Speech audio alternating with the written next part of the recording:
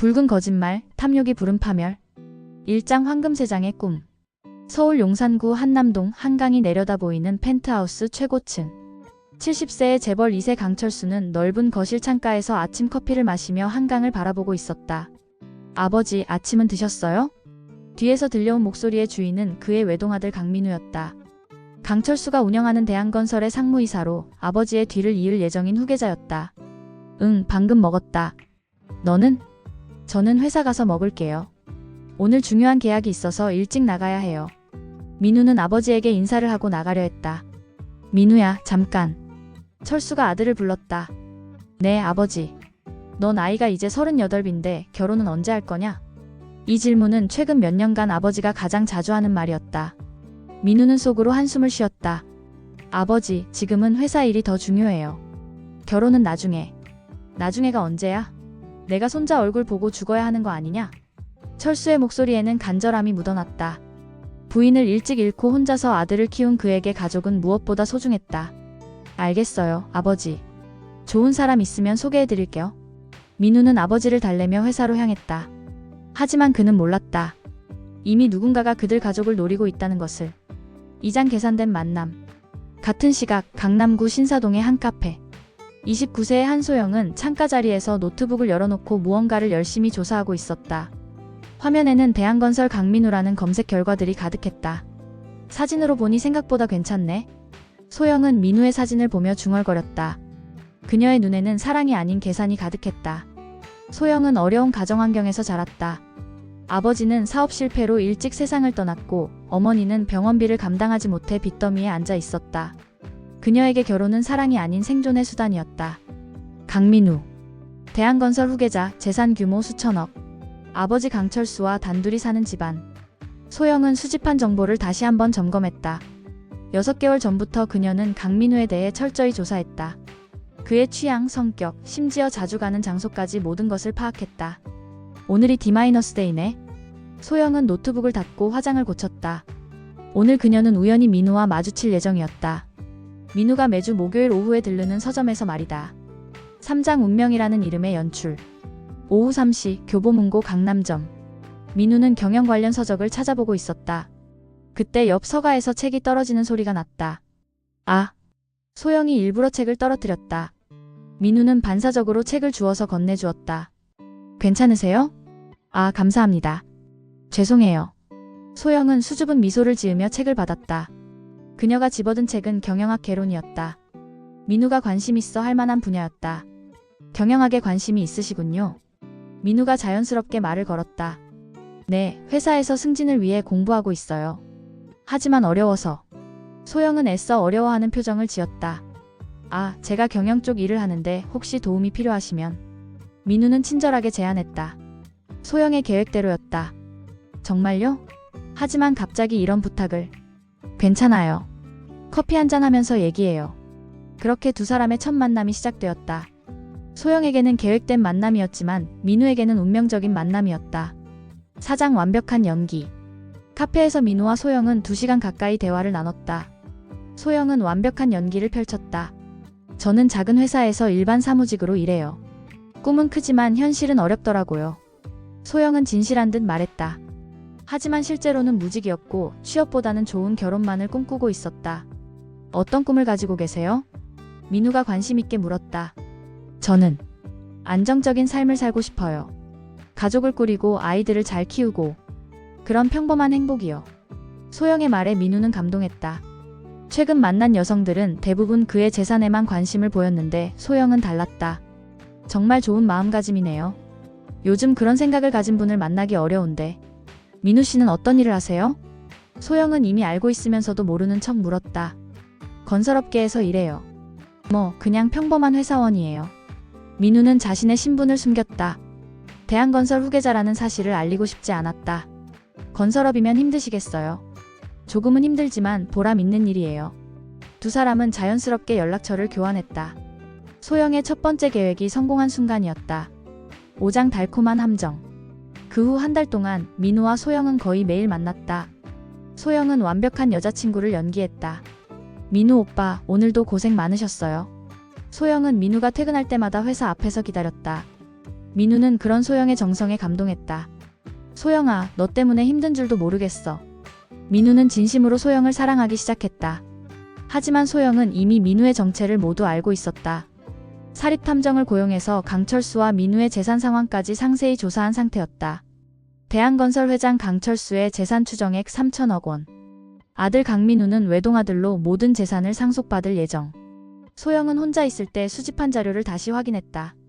부동산만 해도 서울 시내 빌딩 5개, 펜트하우스 별장. 그리고 회사 지분까지. 소영의 눈에는 욕망이 가득했다. 그녀는 이 모든 것을 손에 넣기 위해 더욱 완벽한 연기를 계획했다. 6장 아버지와의 첫 만남. 3개월 후 민우는 드디어 소영을 아버지에게 소개하기로 했다. 아버지, 소개하고 싶은 사람이 있어요. 민우는 조심스럽게 말을 꺼냈다. 오, 드디어? 어떤 분인데? 철수는 기대에 찬 표정으로 물었다. 좋은 분이에요. 아버지 마음에 드실 거예요. 그날 저녁 소영은 강철수를 만났다. 그녀는 완벽하게 준비했다. 단정한 옷차림, 예의 바른 말투, 그리고 적당한 수줍음까지. 안녕하세요, 아버님. 한소영입니다. 소영은 90도로 인사했다. 아, 그래요. 민우가 자주 얘기하던 분이군요. 앉아요. 철수는 소영의 첫인상에 만족했다. 민우가 워낙 좋은 분이라고 해서 제가 부족한데 너무 잘해주셔서 죄송해요. 소영은 겸손하게 말했다. 뭘 부족해요. 민우 녀석이 복받은 거지. 철수는 소영의 겸손한 태도에 호감을 느꼈다. 식사를 하며 소영은 철수의 마음을 사로잡았다. 그녀는 아버지를 잃은 아픈 과거를 진실반거짓 반으로 얘기하며 철수의 동정심을 자극했다. 아버지를 일찍 여의어서 아버님 같은 분을 보면 그리워요. 소영의 눈에 눈물이 맺혔다. 철수는 크게 감동했다. 앞으로 우리가 가족이니까 아버지라고 생각해요. 감사해요, 아버님. 그날 밤 철수는 민우에게 말했다. 좋은 여자 만났구나. 빨리 결혼해라. 소영의 첫 번째 관문 통과였다. 7장 완벽한 며느리의 탄생. 6개월 후 민우와 소영은 결혼했다. 웨딩홀은 서울 시내 최고급 호텔이었고 하객들은 재계 인사들로 가득했다. 이제 정말 우리 가족이네. 철수는 소영의 손을 잡으며 말했다. 아버님 잘 부탁드려요. 소영은 완벽한 며느리의 모습이었다. 신혼여행에서 돌아온 후 소영은 강가에서 함께 살기 시작했다. 그녀는 완벽한 며느리를 연기했다. 아버님 아침 드세요. 소영은 매일 아침 철수를 위해 정성스럽게 식사를 준비했다. 고맙다, 소영아. 정말 며느리 보기 좋아. 철수는 소영을 친딸처럼 아꼈다. 소영은 철수의 건강도 세심하게 챙겼다. 병원 검진 일정을 관리하고 약도 챙겨드렸다. 겉으로는 효부의 모습이었지만 속으로는 다른 계획을 세우고 있었다. 아버님이 연세가 많으시니까 언제까지 건강하실지. 소영은 혼자 있을 때 계산기를 두드리며 상속세 계산을 했다. 8장 첫 번째 균열. 결혼 1년 후 소영은 임신 소식을 알렸다. 정말? 임신이야? 민우는 기뻐서 소영을 안았다. 우리 강가에 후손이 생기는구나. 철수도 크게 기뻐했다. 하지만 소영의 임신은 계산된 것이었다. 아이가 있으면 이혼할 때도 유리하고 상속에서도 확실한 지분을 확보할 수 있다고 생각했다. 이제 진짜 강가의 며느리가 되는 거네. 소영은 혼자 웃으며 배를 쓰다듬었다. 임신 중에도 소영은 완벽한 며느리 연기를 계속했다. 하지만 가끔 본성이 드러나는 순간들이 있었다. 아버님, 요즘 부동산 값이 많이 올랐다던데요? 소영이 자연스럽게 재산 얘기를 꺼냈다. 그런가? 나는 잘 모르겠는데. 철수는 무심하게 답했다. 우리 아이가 태어나면 교육비도 많이 들 텐데. 미리 준비해 두셔야 하지 않을까요? 그런 건 걱정 마라. 다 준비되어 있으니까. 철수의 답변에 소영은 더 구체적으로 묻고 싶었지만 참았다. 9장 가면 뒤에 진실. 아들 강지우가 태어난 후 소영의 본성은 더욱 드러나기 시작했다. 아버님, 지우 이름으로 적금 좀 만들어주시면 안 될까요? 소영은 아이를 핑계로 돈 얘기를 자주 꺼냈다. 얼마나 필요한데? 1억 정도? 아이 교육비 생각하면. 철수는 소영의 요구에 당황했다. 너무 큰 금액이었다. 좀 생각해보자. 철수가 미적거리자 소영의 표정이 순간 굳어졌다. 아버님은 손자보다 돈이 더 중요하신가 봐요. 소영의 말에 철수는 당황했다. 그게 아니라 다른 집 할아버지들은 손자한테 그 정도는 기본으로 해주시던데. 소영의 목소리에 날이 서기 시작했다. 그날 밤 철수는 민우와 대화했다. 민우야, 소영이가 요즘 자꾸 돈 얘기를 하는데. 아버지, 아이 때문에 그런 거 아닐까요? 민우는 아내를 두둔했다. 그런가? 내가 예민하게 생각한 건가? 철수는 자신을 의심했다. 10장 탐욕의 증폭. 지우가 돌이 되던 해 소영의 요구는 더욱 노골적이 되었다. 아버님, 우리 이사 가는 게 어떨까요? 이사? 왜? 지우가 크니까 공간이 좁아서요. 그리고 아파트가 투자 가치도 좋다고 하던데. 소영은 강남 최고급 아파트로 이사를 제안했다. 여기도 충분히 넓은데? 아버님은 손자 교육 환경은 생각 안 하시나요? 소영은 지우를 들먹이며 철수를 압박했다. 결국 철수는 30억짜리 아파트를 사주었다. 소영의 이름으로. 고마워요, 아버님. 지우도 좋은 환경에서 클 수 있겠어요. 소영은 겉으로는 감사해했지만 속으로는 쾌재를 불렀다. 30억 GT. 이제 절반은 성공이야. 11장 의심의 시작. 어느 날 철수는 소영의 전화통화를 우연히 듣게 되었다. 응, 성공적이야. 벌써 30억짜리 아파트까지 받았어. 철수의 발걸음이 멈췄다. 아직 더 있어. 빌딩만 해도 몇 개인데. 참을성 있게 기다리면 다 내 거야. 철수의 온몸에 소름이 돋았다. 시아버지는 의심도 안 해. 나를 친딸처럼 생각하거든. 바보같이. 더 이상 들을 수 없었다. 철수는 조용히 자리를 떠났다. 그날 밤 철수는 잠들 수 없었다. 3년간 믿어왔던 며느리가 자신을 속여왔다는 사실을 받아들이기 어려웠다. 정말 그럴 리가. 소영이가 그런 아이가 아닌데. 하지만 방금 들은 통화는 너무나 명확했다. 12장 증거 수집. 다음 날부터 철수는 소영을 주의 깊게 관찰하기 시작했다. 그리고 점점 더 많은 의심스러운 점들을 발견했다. 소영이 혼자 있을 때 계산기를 두드리며 무언가를 계산하는 모습, 부동산 정보를 검색하는 모습, 그리고 친구들과의 통화에서 나오는 돈 얘기들. 지우 교육비 명목으로 또 얼마 뽑아낼 수 있을 것 같아. 재산 목록 파악은 다 됐어? 상속세 계산도 미리 해둬야 해. 철수는 소영의 모든 말과 행동이 계산된 것임을 깨달았다. 한편 소영은 철수가 자신을 의심하고 있다는 것을 눈치채지 못했다. 3년간의 성공에 취해 자만하고 있었다. 이제 시아버지 재산의 절반은 확보했어. 조금만 더 기다리면. 13장 결정적 증거. 철수는 사립탐정을 고용해서 소영의 과거를 조사했다. 결과는 충격적이었다. 소영 씨는 결혼 전부터 부유한 남성들과 만나온 이력이 있습니다. 탐정이 제출한 자료에는 소영의 진짜 모습이 담겨 있었다. 이전에도 비슷한 방식으로 2번의 연애를 했고 모두 상대방의 재산을 노린 것으로 보입니다. 그럼 우리 민우도? 네, 처음부터 계획된 만남이었습니다. 도서관에서의 첫 만남도 의도적으로 연출된 것이고요. 철수는 분노와 절망에 휩싸였다. 자신이 친딸처럼 아껴온 며느리가 완전한 가짜였다는 것이다. 지우는 어떻게 해야 하나요? 아이는 무죄입니다. 하지만 소영 씨의 목적 중 하나가 상속권 확보라는 것은 분명합니다. 철수는 손자 지우를 생각하며 가슴이 아팠다. 순수한 아이가 어른들의 욕망에 휘말린 것이다. 14장 폭로의 순간. 크리스마스 이브, 강가에는 친척들이 모두 모였다. 철수는 이날을 소영의 진실을 폭로하는 날로 정했다. 가족들이 모인 김에 중요한 얘기가 있어. 철수가 심각한 표정으로 말했다.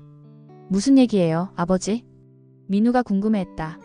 소영이에 대한 얘기야. 순간 소영의 얼굴이 긴장했다. 아버님, 무슨. 나는 이제 모든 걸 알고 있다. 철수는 조사 자료를 테이블에 내려놓았다. 이게 뭐예요? 민우가 자료를 들춰봤다. 그의 얼굴이 점점 굳어갔다. 소영아, 네가 우리를 속인 모든 것들이 여기 다 나와 있어. 철수의 목소리는 차가웠다. 아버님, 무슨 오해가. 오해? 네가 결혼 전부터 우리 재산을 조사한 것도 오해야? 소영의 얼굴이 하얗게 질렸다. 도서관에서 민우와 우연히 만난 것도 다 계획이었지? 민우는 충격의 말을 잃었다. 15장 가면이 벗겨지다. 그래서 뭘 어떻게 하실 건데요? 소영은 더 이상 연기를 포기했다. 그녀의 진짜 모습이 드러났다. 어차피 들켰으니까 솔직하게 얘기하죠. 소영은 일어나서 당당하게 말했다. 맞아요. 처음부터 돈 때문이었어요. 사랑? 그런 거 믿는 사람이 요즘 어디 있어요? 친척들이 모두 충격에 빠졌다. 그럼 지우는? 우리 손자도 내 계획의 일부였다는 거냐? 철수의 목소리가 떨렸다. 아이는 보험이죠. 있으면 유리하니까. 소영의 냉정한 답변에 모든 사람이 할 말을 잃었다. 유리야. 너 정말.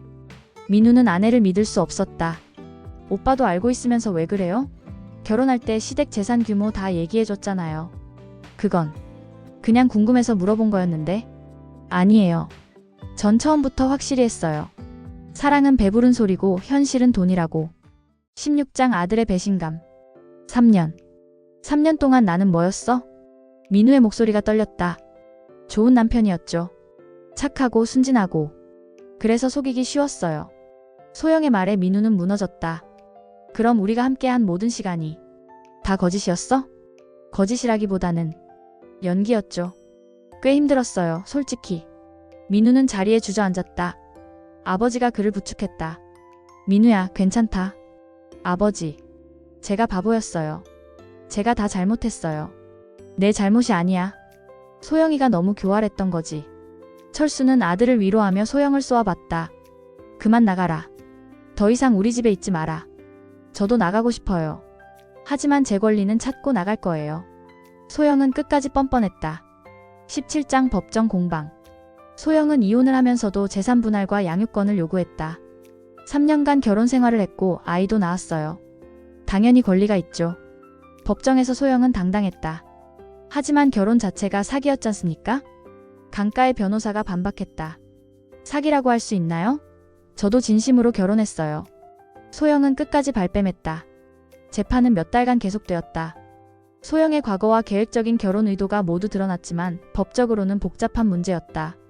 혼인 관계에서 감정적 기만이 있었다고 해서 모든 재산권을 박탈할 수는 없습니다. 판사의 판결은 예상보다 관대했다. 부부 공동 재산에 대해서는 일정 부분 분할을 인정하고 양육권은 부친에게, 면접교섭권은 모친에게 제한적으로 인정합니다. 소영은 결국 30억 상당의 아파트와 10억의 현금을 받았다. 그녀가 3년간 노린 것의 일부였지만 그래도 상당한 금액이었다. 만족하세요? 철수가 냉정하게 물었다. 아쉽지만 이 정도면 됐네요. 소영은 여전히 뻔뻔했다. 18장 상처 치유의 시간. 재판이 끝난 후 강기는 깊은 상처에 빠졌다. 특히 민우는 3년간의 결혼 생활이 모두 거짓이었다는 사실에 절망했다. 아버지, 저는 다시 사랑할 수 있을까요? 민우는 아버지에게 털어놓았다. 시간이 지나면 괜찮아질 거야. 너는 아직 젊고 지우라는 소중한 아들도 있잖아. 철수는 아들을 위로했다. 지우는 이제 4살이 되었지만 엄마가 왜 갑자기 사라졌는지 이해하지 못했다. 아빠, 엄마는 언제 와요? 지우의 순진한 질문에 민우는 마음이 아팠다. 엄마는 멀리 가셨어. 하지만 아빠랑 할아버지가 지우를 사랑해 줄 거야. 엄마 보고 싶어요. 지우가 울먹이자 민우도 함께 눈물을 흘렸다. 19장 소영의 몰락. 한편 소영은 받은 돈으로 새로운 삶을 시작하려 했다. 하지만 그녀의 과거는 이미 사회에 알려진 상태였다. 한소영 씨죠? 강철수 회장 며느리였던. 소영이 새로 만난 남성들은 모두 그녀의 정체를 알고 있었다. 저는 그런 사람이 아니에요. 소영이 변명해도 소용없었다. 이미 그녀는 돈을 노리는 여자로 낙인 찍혀 있었다. 받은 돈도 생각보다 빨리 줄어들었다. 명품, 호화로운 생활에 익숙해진 소영은 절약할 줄 몰랐다. 이런. 벌써 이것밖에 안 남았어? 2년 만에 소영의 통장 잔고는 절반으로 줄어들었다. 더 큰 문제는 외로움이었다. 돈만 쫓아온 소영에게는 진정한 친구가 없었다. 결국 혼자네. 소영은 텅 빈 아파트에서 혼자 중얼거렸다. 20장 지우의 혼란. 지우가 6살이 되었을 때 소영은 면접교섭권을 행사하려 했다. 지우야, 엄마야. 2년 만에 만난 엄마를 지우는 알아보지 못했다. 엄마가 누구예요? 지우의 말에 소영은 충격을 받았다. 지우야, 엄마가 너를 낳았잖아. 기억 안 나? 아빠가 진짜 엄마예요. 할아버지도 있고. 지우는 소영을 경계했다. 소영은 아이와 몇 시간을 함께 보냈지만 지우는 끝까지 마음을 열지 않았다. 아빠한테 가고 싶어요. 지우가 울자 소영도 눈물을 흘렸다. 하지만 그것도 잠시였다. 이 아이가 나를 거부하네. 양육비는 계속 받아야 하는데. 소영의 관심은 여전히 돈이었다. 21장 새로운 인연. 민우가 39세가 되던 해 그는 새로운 사람을 만났다. 지우가 다니는 유치원의 선생님 이채린 32이었다. 지우 아버님이시죠? 항상 인사드리고 싶었어요. 채린은 따뜻한 미소로 인사했다. 안녕하세요. 우리 지우가 말썽 피우지 않나요? 아니에요. 지우는 정말 착하고 똑똑해요. 하지만 가끔 엄마를 찾을 때가 있어서. 채린의 말에 민우는 마음이 아팠다. 지우한테 엄마가 없어서요. 제가 부족한 부분이 많아서. 아니에요. 아버님이 정말 잘 키우고 계세요. 지우가 얼마나 아버님을 사랑하는지 몰라요. 채린의 진심 어린 말에 민우는 감동했다. 그 후 민우와 체리는 자연스럽게 가까워졌다. 하지만 민우는 과거의 상처 때문에 쉽게 마음을 열지 못했다. 혹시 저도 소영이처럼 속는 건 아닐까?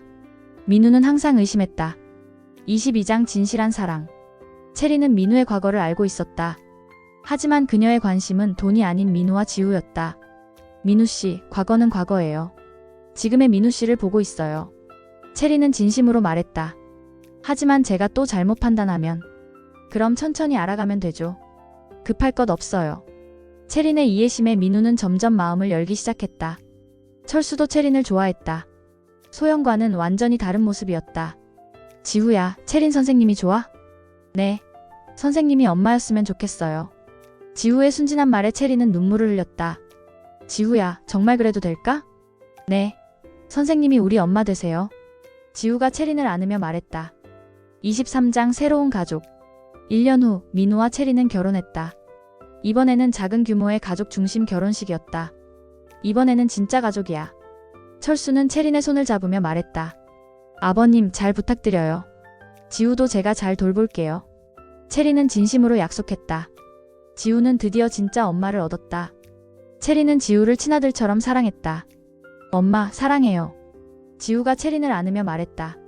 엄마도 지우를 정말 사랑해. 체린도 지우를 꽉 안았다. 24장 소영의 후회. 소영은 민우가 재혼했다는 소식을 들었다. 그리고 지우가 새 엄마와 행복해한다는 얘기도 들었다. 내가 놓친 게 이런 거였나? 소영은 처음으로 후회했다. 받은 돈은 거의 다 떨어져가고 외로움은 더해만 갔다. 40억을 받았지만 진정한 행복은 얻지 못했다. 돈이 다가 아니었네. 하지만 이미 늦었다. 소영이 선택한 길에는 돌아갈 수 없었다. 어느 날 소영은 멀리서 지우를 보았다. 새 엄마 손을 잡고 즐겁게 웃는 아들의 모습을 보며 소영은 눈물을 흘렸다. 지우야. 엄마가 미안해. 하지만 지우는 소영을 알아보지도 못했다. 25장 철수의 깨달음. 철수는 이 모든 일을 겪으며 많은 것을 깨달았다. 돈과 재산이 가져다주는 위험성을 절감했다. 민우야, 내가 너한테 물려줄 유산에 대해 다시 생각해봤다. 무슨 말씀이세요, 아버지? 돈만 물려주면 또 소영 같은 사람들이 나타날 거야. 철수는 유언장을 다시 작성했다. 재산의 대부분을 사회에 환원하고 가족에게는 적당한 금액만 남기기로 했다. 아버지, 그럴 필요 없어요. 아니야. 진정한 행복은 돈에서 오는 게 아니라는 걸 이번에 확실히 알았어. 철수의 결정에 민우도 동의했다. 맞아요. 저도 소영 때문에 깨달았어요. 돈보다 중요한 게 있다는 걸. 26장 지우의 성장. 지우는 이제 10살이 되었다. 새 엄마 체린과의 사이에서 여동생 하나도 얻었다. 할아버지, 저는 왜 친엄마가 2명이에요? 지우가 철수에게 물었다. 지우야, 너를 낳아준 엄마와 너를 키워주는 엄마가 있는 거야. 그럼 어느 엄마가 진짜 엄마예요? 둘 다 진짜 엄마야. 하지만 너를 정말로 사랑하는 엄마가 더 소중한 거지. 철수는 지우에게 진정한 가족의 의미를 가르쳤다. 그럼 체린 엄마가 더 소중한 거네요. 지우의 순진한 답변에 철수는 웃었다. 맞아, 지우야. 27장 시간이 흐른 후 5년이 더 지났다. 지우는 이제 15세가 되어 고등학생이 되었다. 소영과의 기억은 거의 남아있지 않았다. 아빠, 저 옛날에 다른 엄마가 있었다면서요? 지우가 민우에게 물었다. 응, 있었어. 하지만 그분은 우리와 살기 어려워서 떠나셨어. 민우는 아들에게 진실을 숨기지 않았다. 그럼 저는 그분을 만나볼 수 있어요? 네가 원하면. 하지만 지금의 우리 가족이 더 소중하다는 걸 잊지 마라. 당연하죠. 지금 엄마가 최고예요. 지우는 체린을 진짜 엄마로 여기고 있었다. 28장 소영의 마지막. 소영은 이제 44세가 되었다. 받았던 돈은 모두 떨어졌고 혼자서 작은 원룸에 살고 있었다. 결국 이렇게 되는구나. 소영은 과거를 후회했지만 바꿀 수는 없었다. 어느 날 소영은 병원에서 암 판정을 받았다. 혼자서 치료받을 형편도 되지 않았다. 가족이 있으신가요? 의사가 물었다. 없어요. 다 제가 잃어버렸어요. 소영은 눈물을 흘렸다. 마지막 순간 소영은 지우에게 편지를 썼다. 지우야, 엄마가 너에게 미안해. 엄마는 너를 정말 사랑했지만 그 사랑을 제대로 표현할 줄 몰랐어. 지금의 가족들과 행복하게 살아라. 그것이 엄마의 마지막 소원이야. 하지만 소영은 편지를 보내지 못했다. 마지막까지 용기가 나지 않았다. 29장 진정한 가족의 승리. 소영이 세상을 떠난 후 강가에는 평화가 찾아왔다. 지우는 이제 대학생이 되었고 여동생도 건강하게 자라고 있었다. 할아버지, 저는 나중에 어떤 사람과 결혼해야 할까요? 지우가 철수에게 물었다. 지우야, 돈이나 조건을 보지 말고 마음을 보는 사람과 결혼해라. 마음이요? 그래, 너를 진심으로 사랑하고 함께 어려움을 이겨나갈 수 있는 사람 말이야. 철수는 손자에게 인생의 지혜를 전했다. 할아버지처럼 지혜로운 사람이 될게요. 지우의 말에 철수는 뿌듯했다. 민우와 체리는 서로를 더욱 사랑하게 되었다. 어려운 시기를 함께 이겨내며 더 단단한 가족이 되었다. 여보, 고마워요. 지우를 친아들처럼 사랑해줘서. 무슨 말이에요? 지우는 제 아들이에요. 체리는 진심으로 말했다. 30장 에필로그 마이너스 가면 뒤에 진실. 10년 후 철수는 85세의 나이로 평화롭게 세상을 떠났다. 임종 전 그는 가족들에게 마지막 말을 남겼다. 돈과 재산은 사람을 행복하게도 불행하게도 만들 수 있다. 하지만 진정한 행복은 서로를 사랑하는 마음에서 나온다는 것을 잊지 마라. 철수의 장례식에는 많은 사람들이 참석했다. 그가 생전에 베푼 선행을 기억하는 사람들이었다. 지우는 이제 25세가 되어 좋은 여성과 결혼을 앞두고 있었다. 그는 할아버지의 가르침을 기억하며 진정한 사랑을 찾았다. 아빠, 할아버지가 남겨주신 가장 큰 유산이 뭐라고 생각해요? 지우가 민우에게 물었다. 사랑하는 법을 가르쳐 주신 거야. 그리고 진짜와 가짜를 구분할 수 있는 지혜를 주신 거고. 민우는 아들의 어깨를 다독이며 답했다. 저도 그렇게 살겠어요. 지우는 다짐했다. 체리는 이제 강가의 진짜 안주인이 되어 있었다. 그녀는 소영과 달리 가족을 진심으로 사랑했고 그 사랑을 받은 만큼 돌려주었다. 엄마, 정말 고마워요. 저희 가족이 되어주셔서. 지우가 체린에게 말했다. 지우야, 나야말로 고마워. 너희 덕분에 진정한 행복을 알게 됐어. 체린도 눈물을 흘렸다. 최종장 교훈. 소영의 무덤에는 아무도 찾아오지 않았다. 그녀가 평생 추구했던 돈과 재산은 결국 그녀에게 진정한 행복을 주지 못했다. 반면 강기는 비록 일부 재산을 잃었지만 더 큰 행복을 얻었다. 진정한 가족의 사랑을 깨달았기 때문이다. 지우가 결혼식을 올리는 날 그는 하늘을 올려다보며 말했다. 할아버지, 저는 진짜 사랑하는 사람과 결혼해요. 할아버지 가르침대로요. 그날 하늘은 유난히 맑았다. 가면은 언젠가 벗겨지지만 진실한 사랑은 영원히 남는다. 이 말은 강철수가 남긴 마지막 일기의 마지막 문장이었다. 그리고 이 교훈은 강가의 후손들에게 대대로 전해질 소중한 유산이 되었다. 돈과 재산을 노린 소영의 탐욕은 결국 그녀 자신을 파멸로 이끌었다. 하지만 그 과정에서 강가는 더욱 단단한 가족이 되었고 진정한 행복의 의미를 깨달았다. 세상에는 두 종류의 사람이 있다.